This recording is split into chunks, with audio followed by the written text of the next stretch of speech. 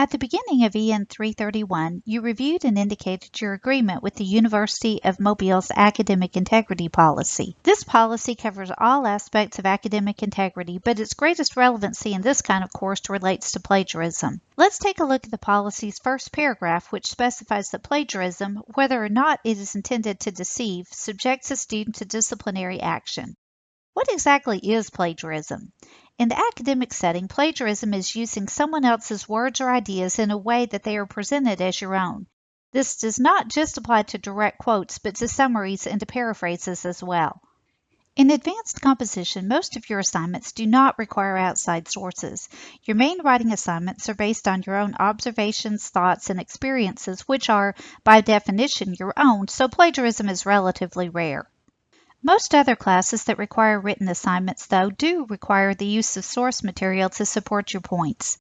These can include online sources, books, general interest publications, interviews, and/or videos. When using material from sources, it is very, very important to handle it respectfully and considerately.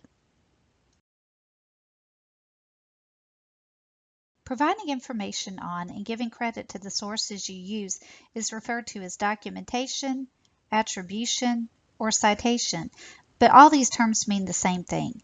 This week's lecture gives an overview of the considerations involved in using source information and, very importantly, how to avoid plagiarism. First, it is critical to understand the purpose of using outside sources. It's not simply to work in some quotes into your own writing to meet the requirements of an assignment. It's to allow the work and research of others to support and contribute to your own writing. For this reason, it's important to take the time to closely examine your source material, reflect on it, and carefully consider how it relates to your own writing.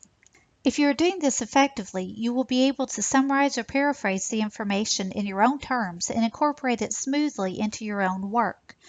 While quotes are occasionally appropriate, as are the inclusion of graphs, pictures, or diagrams, most references should come in the form of paraphrasing or summarizing. Your three concerns or considerations in documenting your sources are your source itself, your readers, and yourself. Out of consideration and respect for your source, it is important that you document everything that needs documenting. In a nutshell, this includes anything that's not the result of your own experiences, observations, reflections, or research, and that is not considered general knowledge.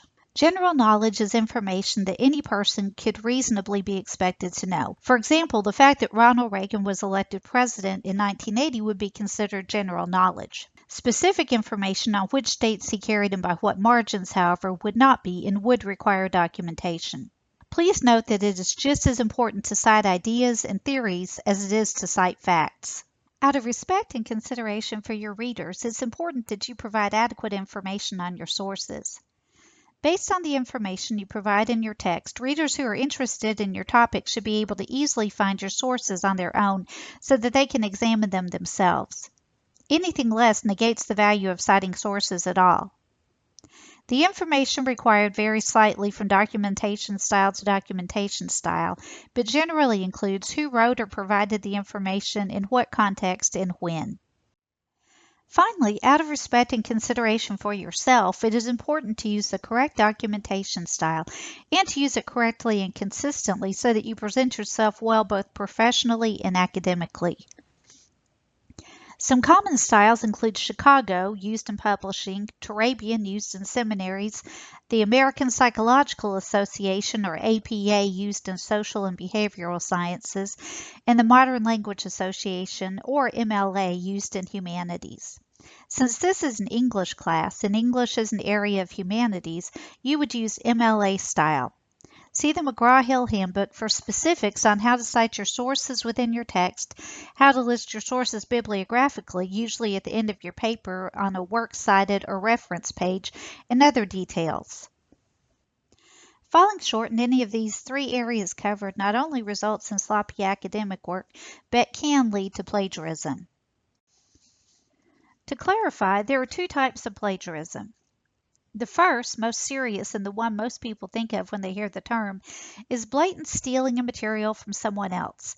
This often occurs in the form of students wholesale cutting and pasting from internet or print sources and then presenting the material as if they wrote it themselves. This is unacceptable both academically and ethically. The second type involves students who are simply not competent in citing their sources. It may include presentation of passages taken directly from sources without necessary quotation marks. It is acceptable to use occasional quotes, but these must be indicated with quotation marks and appropriate citation information. Generally, paraphrasing and summarizing are preferable, though.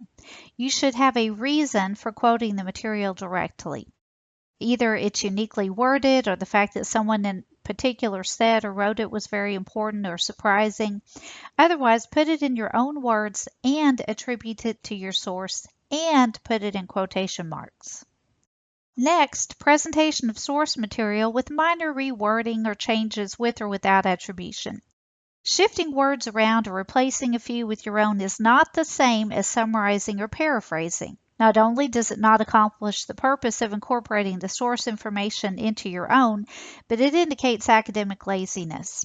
If you have genuinely reflected on the source material and how it fits your writing, you should not have trouble relating the information in your own words. Finally, presentation of information that should be attributed to a source with no indication of where it came from. If you present information that is neither general knowledge nor generated by yourself, it should be credited to a source. When you're reading several sources on the same topic, it can be difficult to remember where you read what. The solution is not to simply present the information with no credit, but it is to keep careful track of what sources cover what. If information is presented in multiple sources, it is fine to credit them all.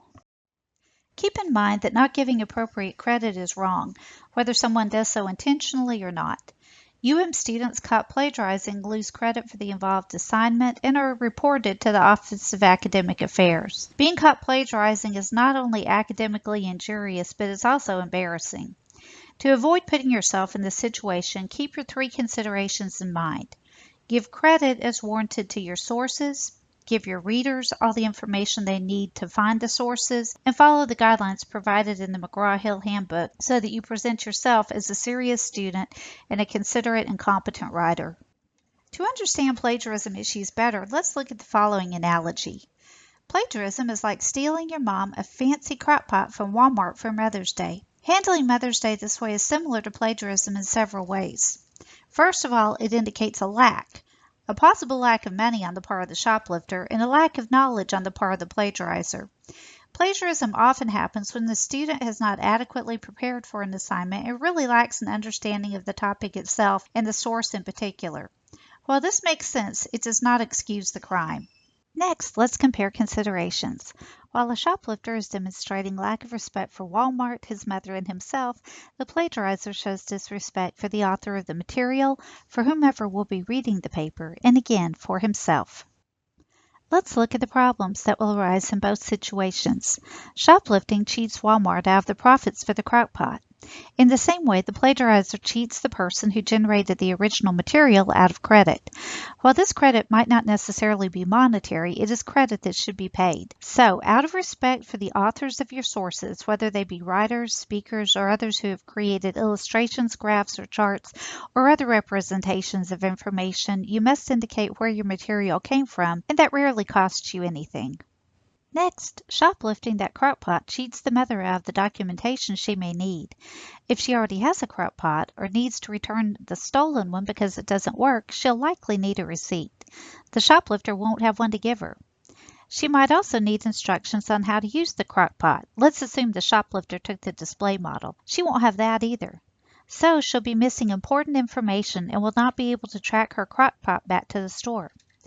In the same way, a reader without adequate documentation will not be able to refer to the original source of the plagiarized material, and this is no way to treat a serious academic reader, just as it's no way to treat your mother. Finally, the shoplifter cheats himself out of the genuine gratification of knowing that he gave his mother a good gift. It can't feel good to give a stolen present. In the same way, the plagiarizer can't take pride in a job well done. The better route is to give credit to the source, that is, by the crock-pot, provide the information the reader needs to follow up if necessary, and to carefully follow whichever documentation style is appropriate for the given assignment. The equivalent would be to gift wrap the purchased crock-pot and include a nice card. While this is not a perfect analogy, it demonstrates the trouble students can experience when they fail to handle source material correctly. Do not wait until the last minute to begin assignments involving sources, and when in doubt, err on the side of caution, or better yet, ask your instructor how a source should be cited.